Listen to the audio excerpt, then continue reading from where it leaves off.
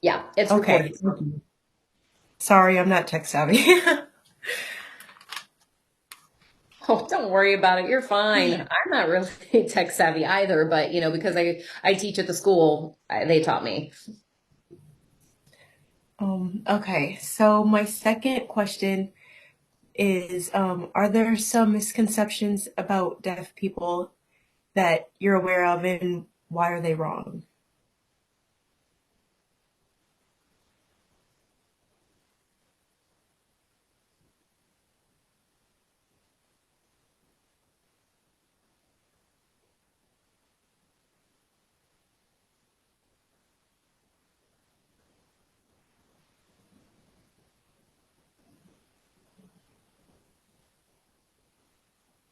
Oh yeah, of course.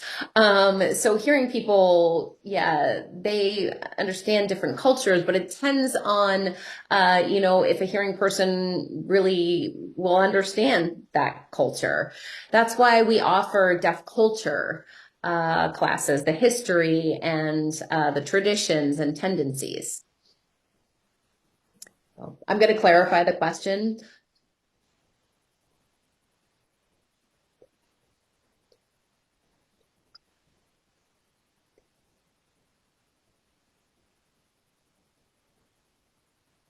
Oh, okay, yeah. So misconceptions. Really, deaf people can do everything except hear. Deaf can do the same thing as a hearing person. There's no difference. The only thing is we just can't hear. We can drive, we can, be educators, we can be teachers, whatever. A deaf person can become anything a hearing person can, but a police officer, the law blocks me saying because I can't hear, because maybe in the future it'll be possible. For example, we have, our professors, actually, there's a man named Peter Cook. He's the chair of our program at Columbia. His son is hard of hearing, but he's going to become a firefighter. So, he's going to be the first, successful fireman because he can text things, use FaceTime and stuff like that. So he's actually become very successful. And there's some things that they block us from doing, but we really can do anything. We drive, we read, we can do everything, but the only thing is we just can't hear. We also enjoy music. We maybe not hear the words, but we feel the beat. So, a deaf person can read, and we can have those lyrics that we read, and we can connect that with the music that we hear. Okay. That actually just made me think of a question that I had when you were answering my last question. When you are writing, maybe say you're texting another deaf person, will you use English grammar or would you use ASL grammar when texting or writing?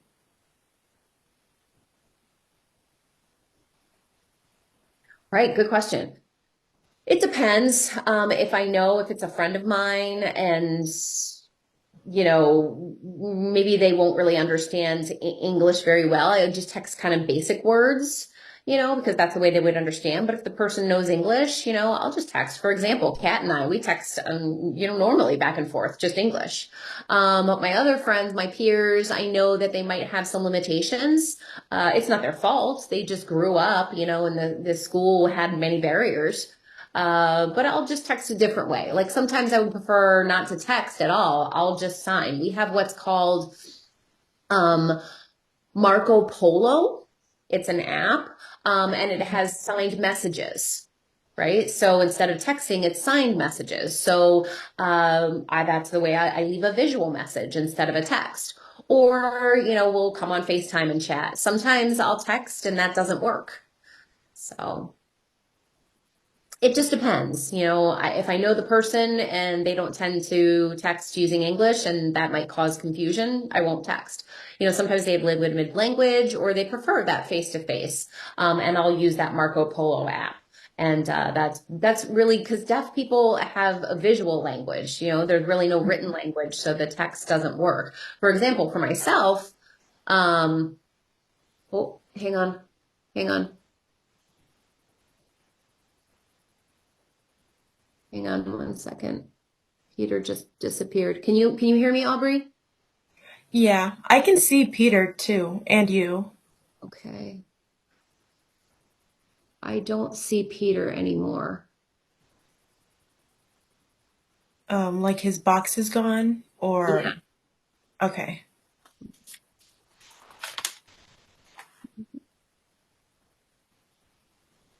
Okay, now I see Peter.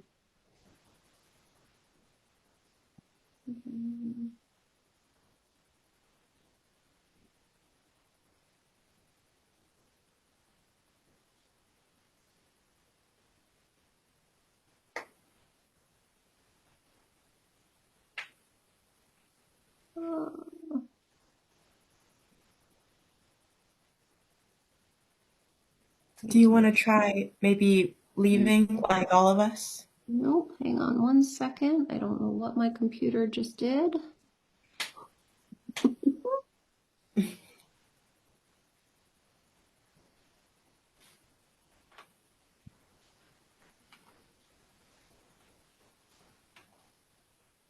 Okay, so sorry, computer problems.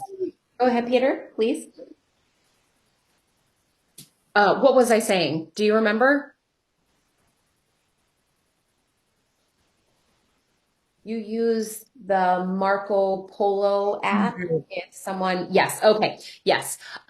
So yeah, deaf really use visual language. For example, I'm an interpreter as well. I'm a deaf interpreter, and I work with hearing interpreters. For example, I work with Kat. She's a hearing interpreter. I'm a deaf interpreter because my role is like mime, and I use gestures and I use visual language.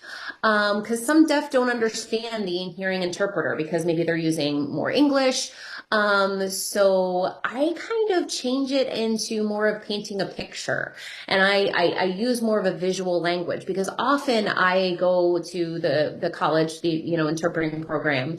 And, there's a teacher in the class using English, and the student has to take this English class. And often the teacher, when you get closer to the final, the teacher wants the student to write like, a 15-page essay or something like that.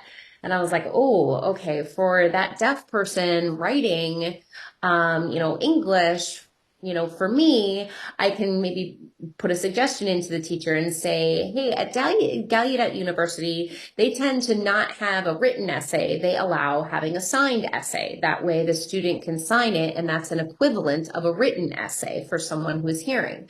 Because a deaf person, will have much stronger, signing skills and writing skills because it's not their first language. For example, for me, my first language is ASL. My second language is English. So I offer teachers, I say, hey, is it possible to use, the signing, the essay as an equivalent to the writing? Maybe they would have to sign for 20 minutes, and that would be equivalent to a 15-page essay. And they're like, oh, that's a good idea.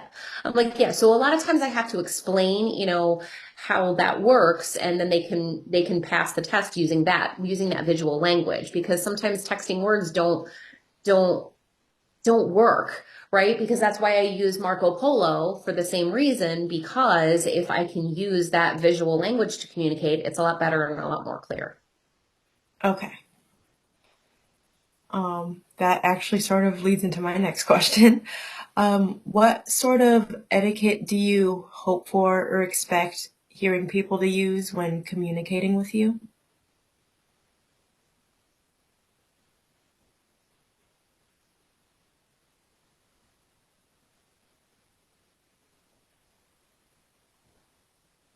I mean, really now we have, all this technology, a hearing person is like the first time a hearing I'll see, they're like, oh, I'm deaf. So they'll just, offer the phone, open up the notes app or something like that. So it's like, not like in old times, sometimes a hearing person would come up and, we didn't have phones or technology before. So I'd like, I'm deaf. And they're like, oh, you can't hear? You read lips? I'm like, no, you, don't assume that all deaf people read lips. And they're like, oh, okay, because when I try to talk hearing, people, maybe they can't hear me. So eye contact is really important. Don't look away. when you're doing that. It's a lot of times a hearing person doesn't know how to approach someone who's deaf. So it's better if I just say, hang on, and you can go ahead and look me in the eyes. You don't need to look away. So sometimes I have to explain that, different approaches. It's a different approach now than it was, 40, 50 years ago. Sometimes you have to use paper to write back and forth and things like that. A lot of hearing people just don't know, and they assume that we read lips. And Uber, actually, I get in an Uber and the guy will start talking to me or something like that. And I'll try and gesture, hey, I'm deaf. And be like, oh, okay. He asks me, do you read lips? I'm like, nope, I don't. I have to tell him no, because if I say yes, he's going to assume that I read those lips, so it's better to say no, because he's going to have to use other tools, writing or gesturing or, typing on the phone or something like that, texting, things like that. Notes app is really good. Okay. Sorry, I'm trying to choose a question that kind of goes with that. Oh, you're fine. Take your time. I'm good. I have all the So, time right now. I'm just relaxing. going off of that, do you have any kind of tips or just suggestions for people who may be a little timid going up to a deaf person? I'm not really sure what the reservations are that kind of make people a little nervous to approach deaf people, but would you have anything to say to those people?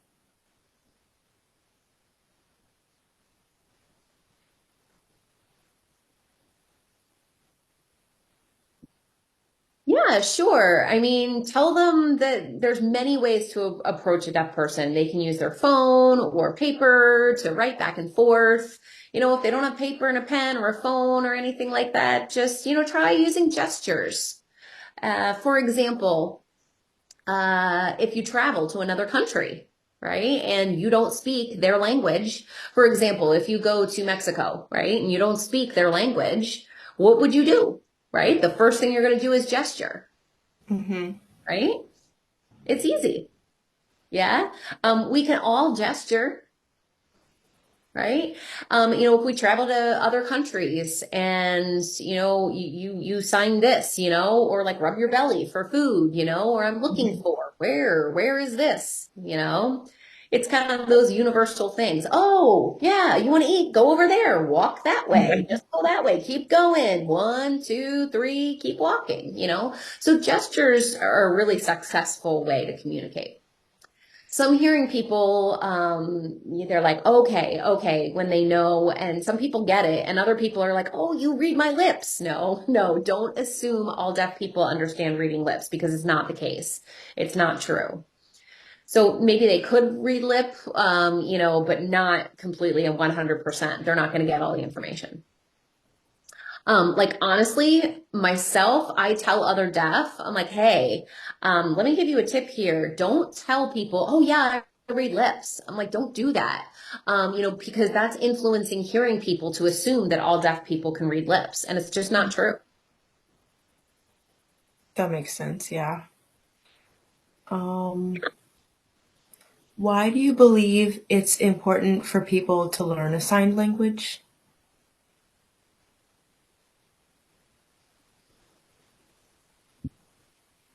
Communication, better communication.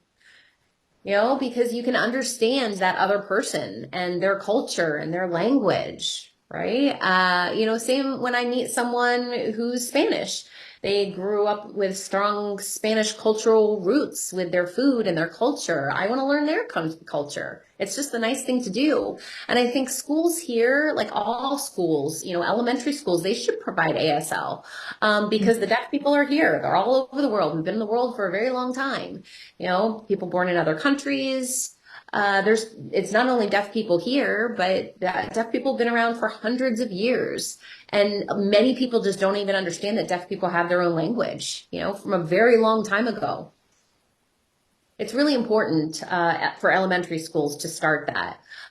For example, Spanish, and really, really exposing kids and, people in their formative years can learn other languages because I work with the Chicago Police Department and I actually I teach them sign language, yes, but more importantly, I teach them how to approach someone who's deaf, right? Because at night, when a police officer comes and taps on a window with a flashlight, they're shining that light in the window, and the police don't understand that a deaf person can't see the police officer when they do that.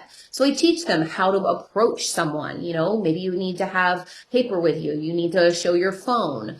Don't just shine the light in. And if a person says that they're deaf, you need to be patient, right? Now I've been working with the Chicago Police Department for some time now, and before you hear about awful incidents that happen. For example, there was one a deaf person in the summer. There was a deaf person. They decided not to drive and they left the car because they were drinking maybe 3 or 4 beers or whatever. So they were following the law, right? They didn't drive. They left their car and they decided to catch a ride in a taxi. Okay.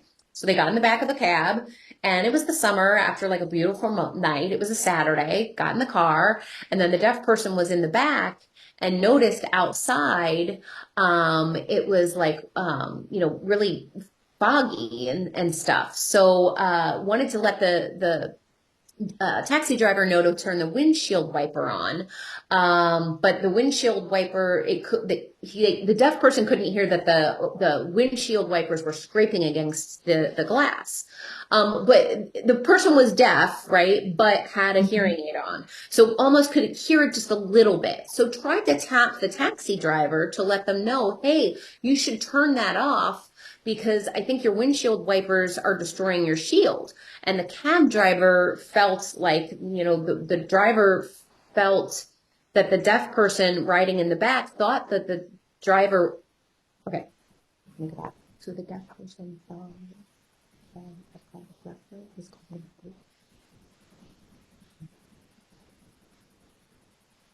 okay, so the deaf person tapped the hearing person, and then the hearing person was bothered. Yeah. Okay. So the deaf person had tapped the hearing person.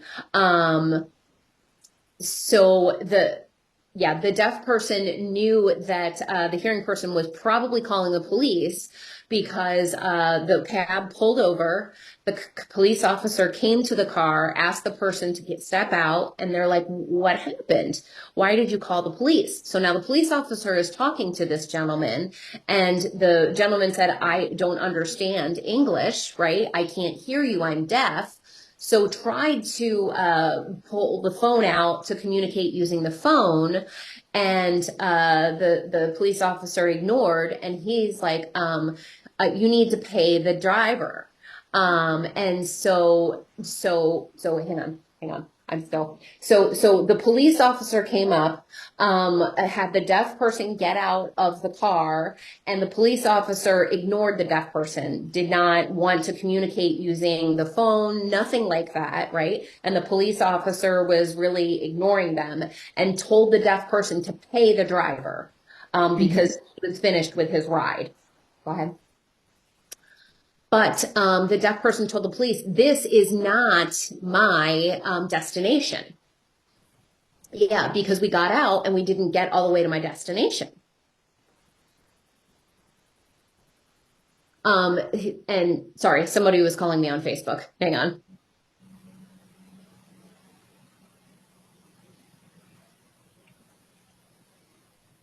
So the deaf person said, this is not my destination yet. Why should I pay? The police was just mumbling and saying, if you don't pay, you're going to be arrested. And the deaf person's like, hang on, wait. Trying to communicate, but the police, just ignored the deaf person, put the deaf person in handcuffs, and took him to jail. And he stayed there, and he was stuck for 2 nights because it was a weekend and there was no judge to grant bail. And he also didn't have money for bail, couldn't call family. So he stayed for 2 nights. And then Monday morning, faced the judge, and the judge is like, what happened? And the deaf person told the judge what happened. And the guy's like, I followed the law. I decided not to drive because I had a few drinks. I took a cab, and then I was just trying to signal the taxi driver, warning them about his lights because it was a beautiful day. And the judge is like, oh, that's the reason? He looked at the cop and he's like, what happened? And the cop is like, I don't know. It could have been resolved so quickly that evening if the cop would have just, took his phone out, allowed the deaf person to do that. But, the hearing person cab driver thought he was bothering him, but he wasn't. So that's why I have to teach the law enforcement how to work with people who are deaf, because the police meet many different people and they need to know how to communicate with them. But it's really cool. I have this opportunity to meet many, many people in law enforcement and teach them. Hang on one second.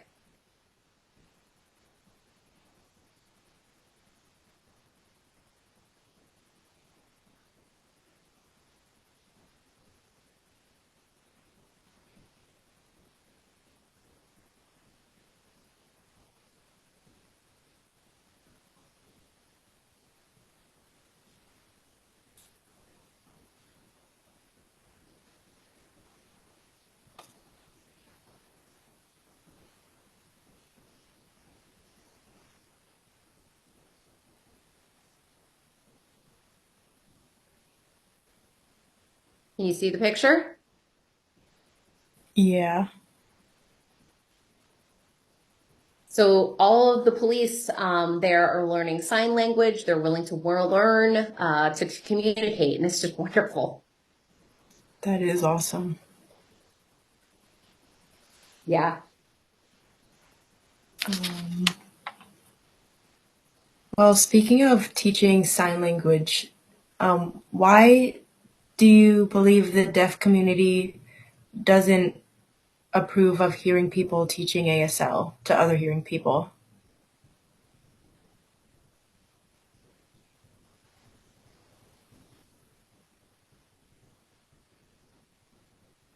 Yeah, because they could teach it incorrectly. We have our own language. For example, the word make. The word make has very, very many, many meanings, right? So if we sign make, right, you can make food. But if we want to say, do you want to make money? We don't use this sign, make. We use like more of like an earn money. We borrow the sign for earn, right? Earning money. But hearing people don't understand that. And they teach, you could make money. But if I see a person say, hey, do you want to make money? I will give them, scissors, paper to make money, right? Because that's what they signed. For me, that's what that means. Want to make money, or do you want to earn money, which means you want to make money? But because hearing people would teach that wrong. A lot of people will learn incorrect sign language, and there's many cultural things. ASL has rules that a hearing person might not know about. And maybe a CODA would teach that, a child of a deaf adult would teach that. But, when hearing take over that, when a deaf can teach the culture, how would you feel if I would teach, something about Black culture or Spanish culture if I'm a white man, right? I don't have any idea about that culture, right? Just imagine, it's the same idea. So that person who belongs to that culture should be the one teaching it. Okay. Yeah, I've kind of been seeing a lot of people upset on social media about people teaching the sign of the day or something, and they're a hearing person, and then they teach it wrong, and then they refuse to take the videos down, and I was kind of like, what's that all about? So, Yes, absolutely. Yeah. Because if you're not part of that culture and you're teaching it, misunderstandings can happen. ASL has rules, and deaf culture also has rules. So okay. Do you believe it's impolite when hearing people Up to you in public to practice ASL.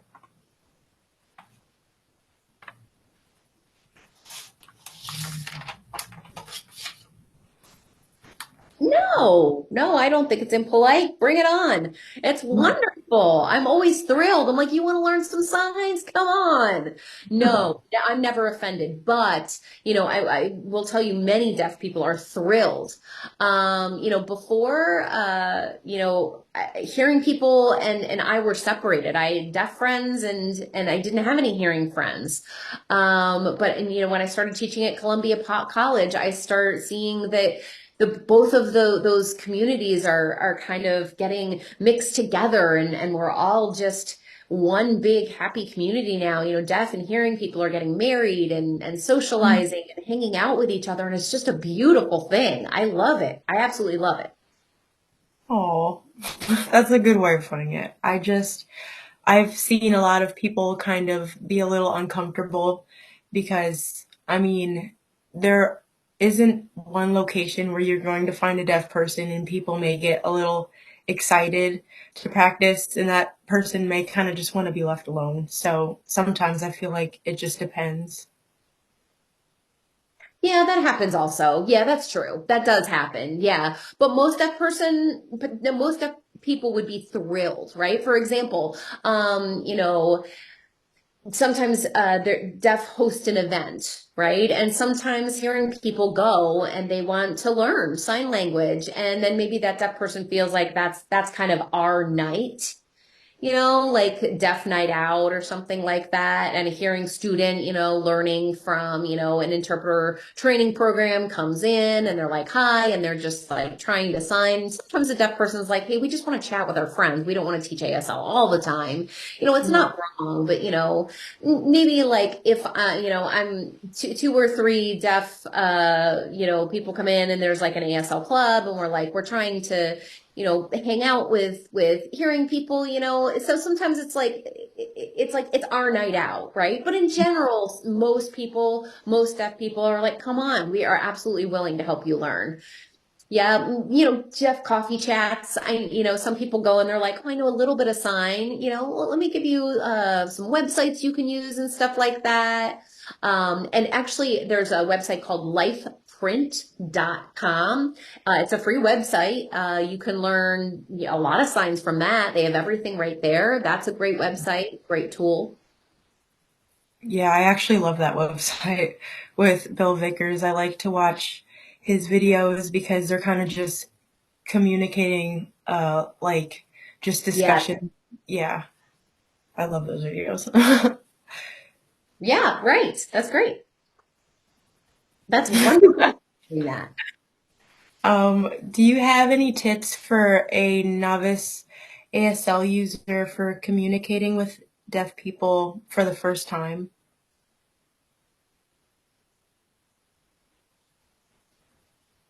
Oh, just go ahead, approach the person. A deaf person will show you how. For example, they'll bring out their phone, and you're like, oh, okay, wait, you're gonna figure it out. And it's more fun, when you have no idea what you're doing and you just learn something new. Just go ahead and just do it.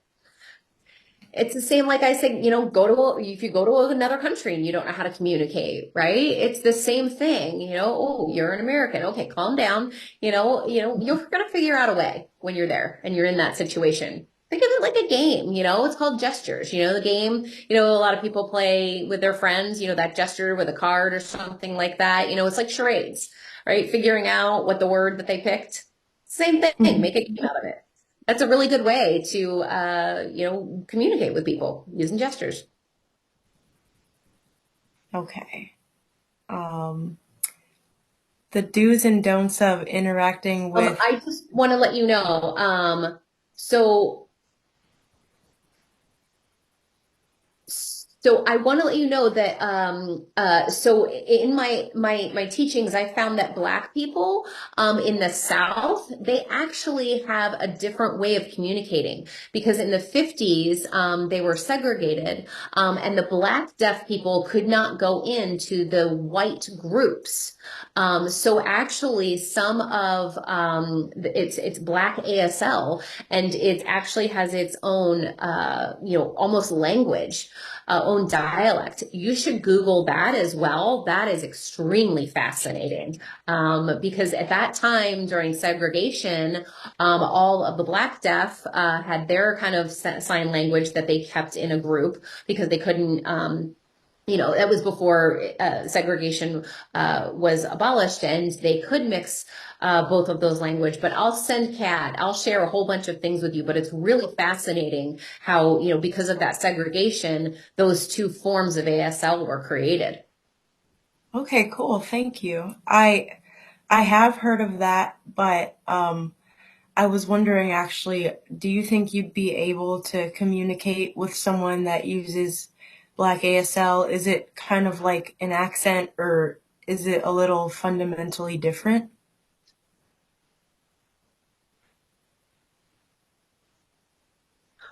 No, no, no. We will understand each other, yes, but oh, that one sign. Oh, that's interesting. You sign that differently. Oh, okay. So for example, here, a Black person, no, my bad. So they sign it like this, my bad. Okay. So me, I'll be like, ooh, sorry, my fault. My fault. Kind of like that. It's that, so that's more white ASL, right? But then like a Black ASL is like my bad, right? My fault versus like my bad. So it's really interesting.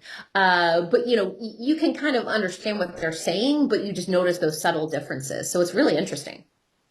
Okay. I didn't realize that segregation actually caused a rift between deaf people too. I'm not really sure why I didn't think about that, but yeah, that's interesting. Yeah, it was a lot. I love reading about history, so I know about all of these things. I love researching history, cultural communication, language. It's so fascinating to me. Well, And just like famous Martha's Vineyard. Do you know about Martha's Vineyard? a little bit. Had their own deaf island there on Martha's Vineyard a long time ago. That is so interesting. Now it's gone away because hearing people have, taken over, but the culture is really rich there. Yeah, you should read about Martha's Vineyard. That is very interesting as well. Is it a place that still exists? Yes, it's still there. It's still there. Are you talking about Martha's Vineyard? It's still a place. Yes, it's still there, but hearing people moved there and kind of took over it. Before, only deaf people lived on that island. But then eventually hearing people kind of took it over and it's not that way anymore. Oh, okay. Yeah. Um, so for the possible viewers of the video, do you have any do's and don'ts for interacting with the deaf community that they may not be aware of?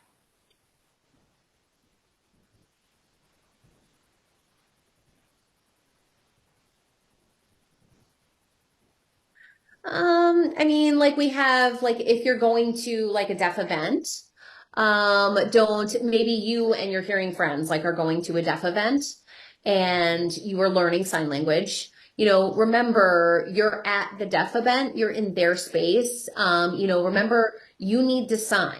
So don't like speak or like have conversations between yourselves speaking, because when deaf people are there, and a hearing student comes, and they want to learn and they want to practice, and then at the same time they're still talking, it's kind of offensive for a deaf person. So don't do that. If you're coming there to sign, only sign. Don't speak when everybody else is signing because you're in their space and you want to respect that. Okay, that makes sense. Yeah.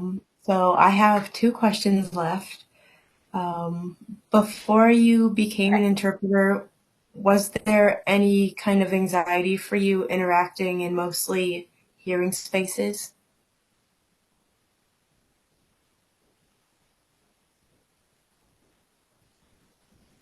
No, because I remember, I have deaf parents, aunts and uncles, remember, they didn't know how to write English. And I grew up and I went to school. I was mainstreamed. I learned everything, and I helped, at doctor's appointments and writing, because but that was the time before they had a lot of interpreters. I was like 16 or 17, but my parents needed to go to the doctor, things like that. And I had to explain medicine and I learned how to explain things and give my parents those visual pictures of the language because they didn't understand those words. So I would sign for them. And I just I was self-taught and I was used to it. And then I just became an interpreter because I'm really good at painting pictures for people. Okay. Because I know the experience can be different from people to person, just depending on their upbringing. Because I know a lot of people are mainstreamed, but they're still kind of uncomfortable and maybe they don't feel like they completely fit in with the hearing community or the deaf community. So, yeah.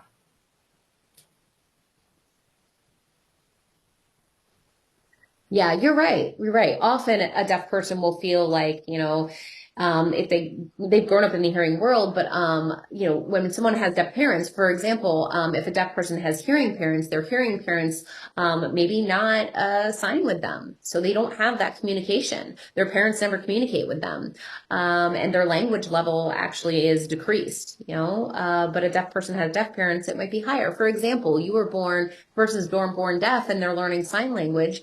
Some hearing parents prefer to change that deaf child and, maybe get a cochlear implant, right? But then if a child has deaf parents, then they're going to be able to communicate because they have ASL. So, I have experience, over, that my best friends, everybody's hearing in their family, right? And we sit and eat at the table, and I'm from deaf parents, right? So at my home we sign. I know everything that's going on. I get all information, everything that's happening. But my friend, right, goes over to dinner and sits there, and I sit next to him, and the family's all around the table, brother, mom, dad, sister, and everything. And what happens is they're all laughing at something, and my friend asks, "Hey, mom, what's so funny?" And mom, what does mom do? Say, "Oh, don't worry about it. It's not important." Right? Or, "Oh, I'll tell you later. I'll tell you later." Right? And so there's like no communication there. And later they're like, "Oh, what happened?" And so there's really no fair access to communication. So it's like a loss of meaning. They lose that language, So sometimes you'll meet a hearing person who doesn't maybe write English very well. So they might want to avoid meeting hearing people. So it's normal for them because they feel that oppression. Right? There's no way for them to communicate, or, a hearing person texts really, really big words, and that deaf person doesn't understand those big words because they use a visual language like me. I'm an interpreter, right? I'm an interpreter for the deaf. I read that very large word and I change that into more simple explanation. So, even and odd numbers, for example. Somebody thinks like odd means strange, right? But another meaning for odd is like 1, 3, 5, 7, 9. And a deaf person's like, "Oh, I had no idea," right? They don't know about things like that. But because I have that background and knowledge, I do. Can I tell you a funny story real quick?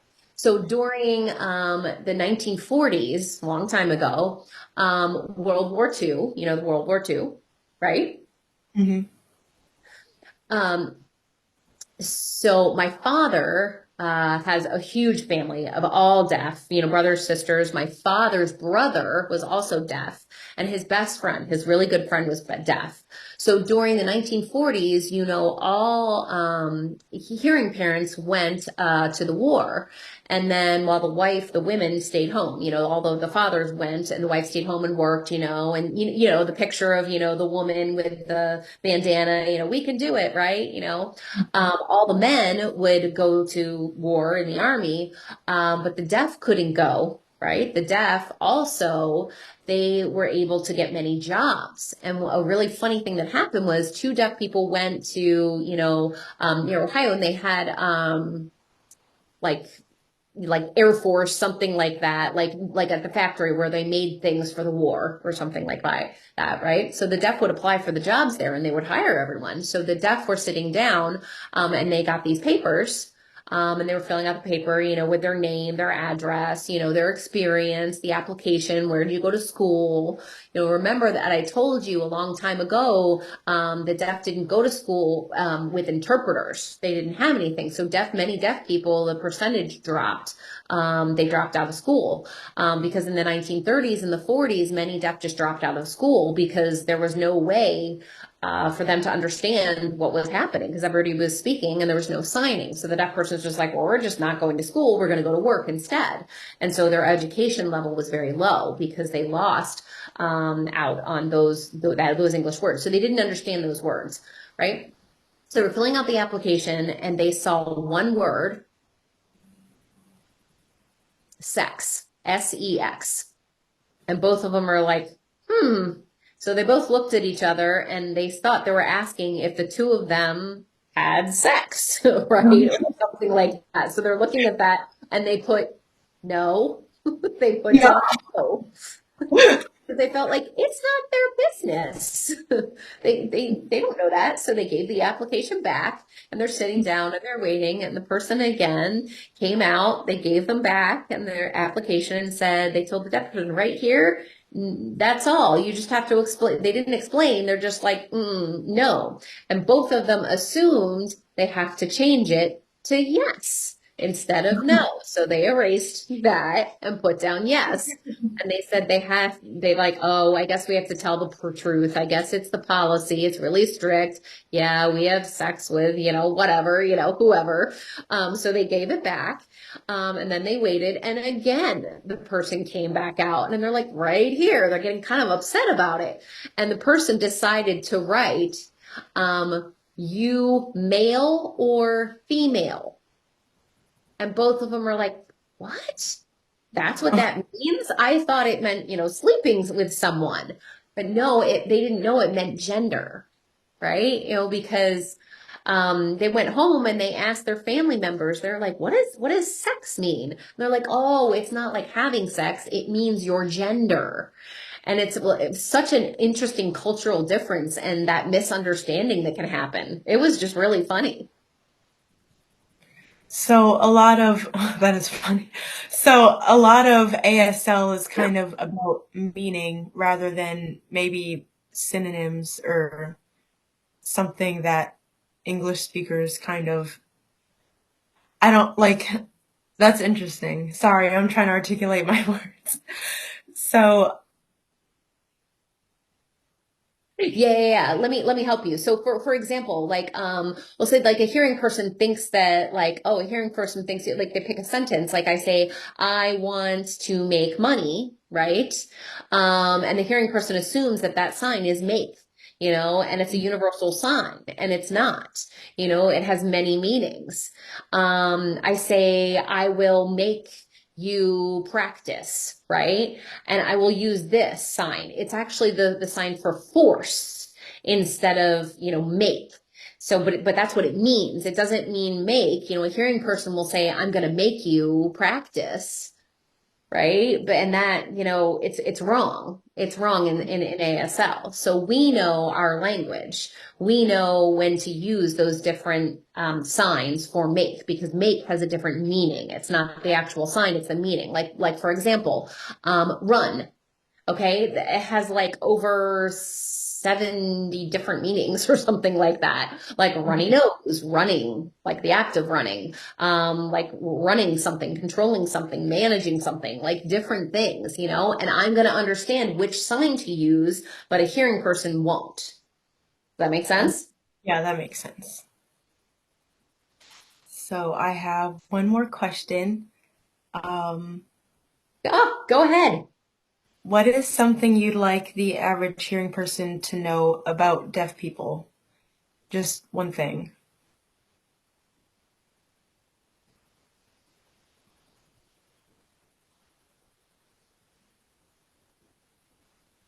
I mean, don't be afraid to come up and communicate and learn from each other.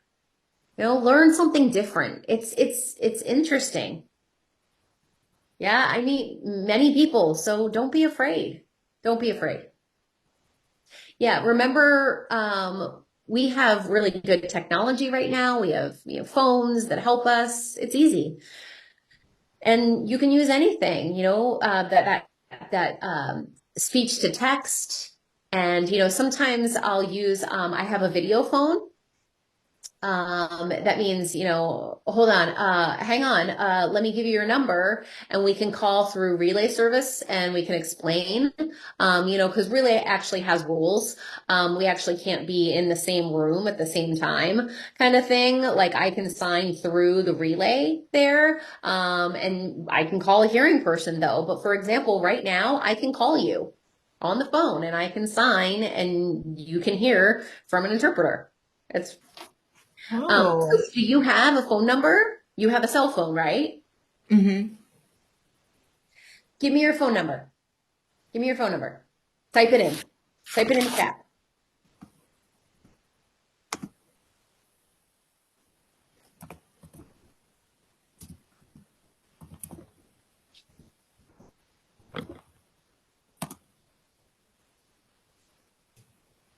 I'm going to call you directly and we're going to communicate. Are you ready?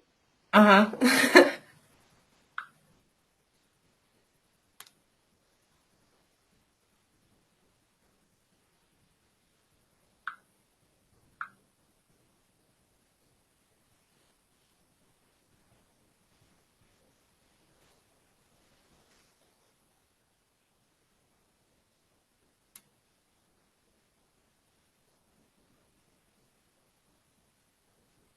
Oh, do I? Oh. Welcome to intermission.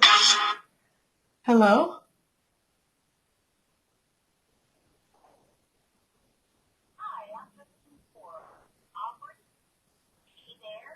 Yes, this is she.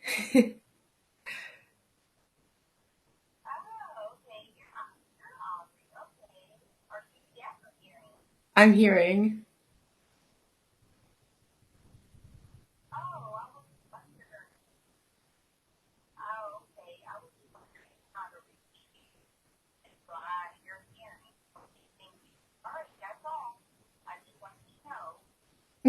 Thank you. Bye. I've never understood how that works. Are you, It's interesting, right? yeah. Are you signing with someone? How does that work? Yes. So there's the relay has an interpreter. There's a bunch of interpreters working for the relay service. But so ordering pizza, talking to the doctor, whatever. And if I meet a deaf person and I don't understand them, I'm like, hey, hang on, give me your phone number. So I call or I text. Yeah, but the deaf feel like, they can't text English or something like that. So we can just call through video phone and we can have a direct connection. But if I call a hearing person, so actually, Kat works with many deaf people at Great Lakes, and I do that. So there's like trainings and stuff like that. But yeah, there's an interpreter on the other end, and they interpret for us. That's amazing. Oh my goodness. I've never experienced that before.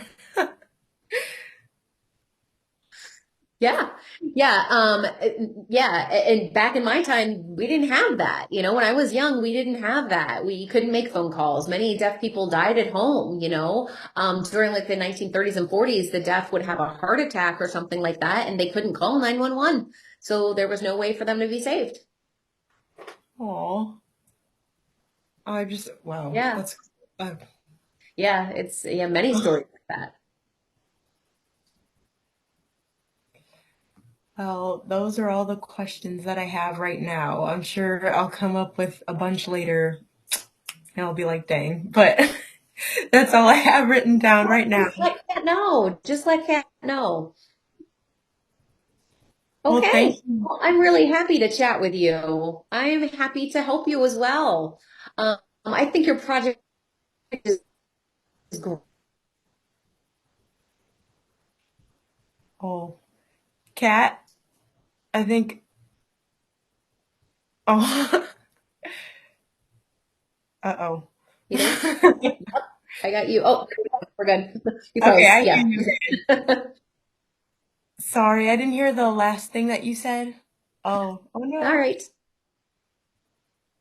Oh, I see you now. Okay. All right. Yeah, it froze. Now we're finally back. Okay. All right. What was the last thing that you said? Uh-oh.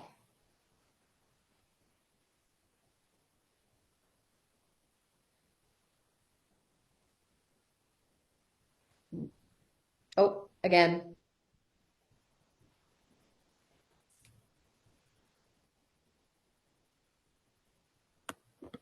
I'm Think. surprised we actually made it this far without Oh, something there we go. happening.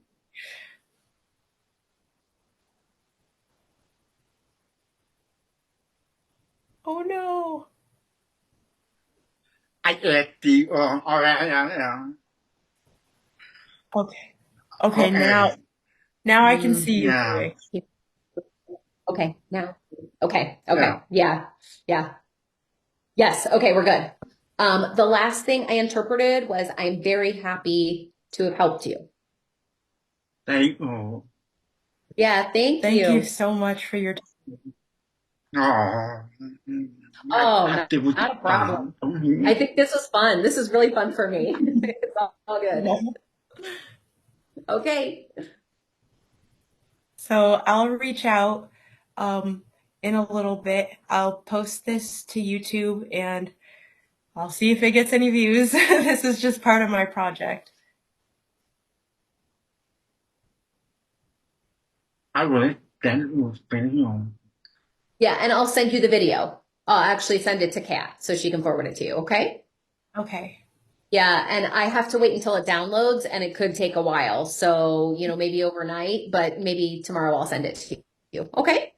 Okay. Thank you. Bye. Good night. Bye. Good night. See ya. Have a See good you. night.